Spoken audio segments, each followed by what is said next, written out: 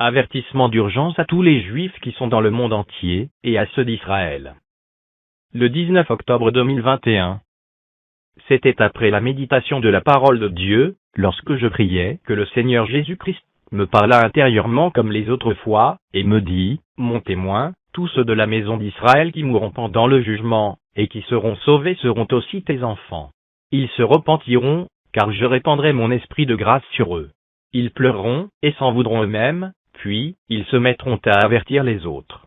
Beaucoup se repentiront le jour J de mon jugement pour sauver leur corps, mais ils mourront, et après leur mort, je les accueillerai dans mon royaume, pour les purifier et pour les blanchir. Dis à la maison d'Israël, de même que tu manipules les nations, et tes propres enfants pour l'Égypte moderne, moi, aussi, je manipulerai tout contre toi. Puis, je manipulerai toutes les nations pour monter contre toi et elles te détruiront et te dévasteront. Si vous croyez que je serai dans le troisième temple que vous allez construire, vous vous trompez, vous êtes dans l'ignorance. N'ai-je pas dit que vous êtes pire que des fœtus spirituels? Vous prétendez connaître tout alors que vous êtes des ignorants, des pires aveugles, qui, par-dessus cela, ferment les oreilles pour ne point écouter. Est-ce pour ma destruction que vous agissez ainsi? Est-ce pour la destruction du ciel que vous agissez ainsi? Est-ce pour la destruction du paradis que vous refusez obstinément et délibérément de vous repentir? Vous me chercherez un jour avec des pleurs et des larmes qui couleront comme un torrent, mais je me cacherai ce jour-là. C'est seuls mes élus qui écoutent ma voix aujourd'hui que je protégerai, je serai moi-même leurs armures, et rien ne leur arrivera. Je savais déjà ce que vous allez faire, c'est pourquoi j'ai révélé à mes serviteurs, les prophètes, le troisième temple, sa structure et son emplacement. Je ne serai pas dans ce temple, quel que soit ce que vous ferez. C'est pour que cela serve de signe aux nations, et à vous-même que j'ai révélé à mes serviteurs, les prophètes, qu'il sera construit. C'est pour que cela vous serve de signe de mon jugement à vous-même que j'ai révélé cela.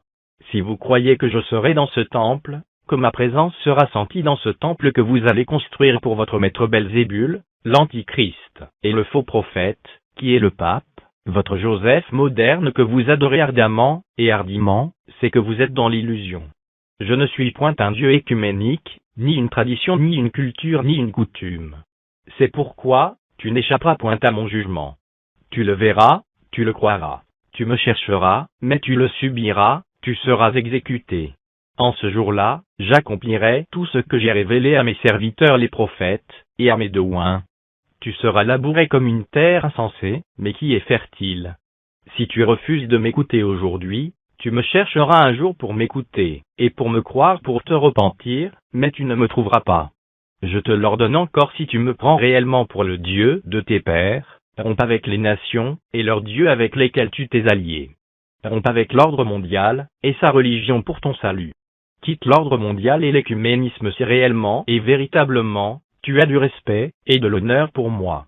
Si réellement et véritablement, tu crois à mon existence et à mon jugement, quitte l'ordre mondial et sa religion, et je serai ton Dieu, comme je suis le Dieu de tes pères. Nation, écoutez, et soyez stupéfaites. Israël me prend pour un enfant avec qui il veut s'amuser avec un bonbon. Il dit, les nations islamiques sont en guerre avec moi, donc, je vais m'allier avec elles pour avoir la paix et la sécurité. Israël n'a point du tout honte ni peur de dire cela. C'est pourquoi, nation, préparez-vous, préparez vos armes, faites des coalitions, entendez-vous, rassemblez-vous contre lui, et ses yeux s'ouvriront, et ils verront que je ne suis point un enfant avec qui il peut jouer avec un bonbon, ou un biscuit. N'est pas toi, Israël, qui dis à ces nations de t'attaquer, et de se soulever contre toi pour te permettre de réussir tes ambitions?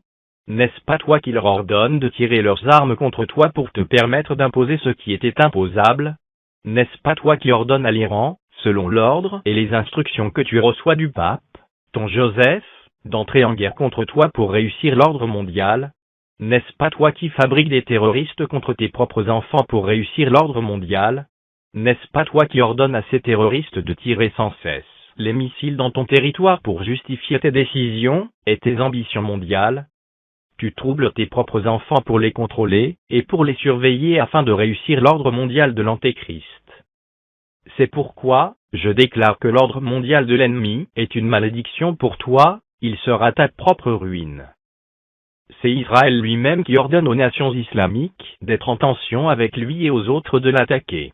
C'est Israël qui ordonne à l'Iran de l'attaquer pour réussir son plan mondial.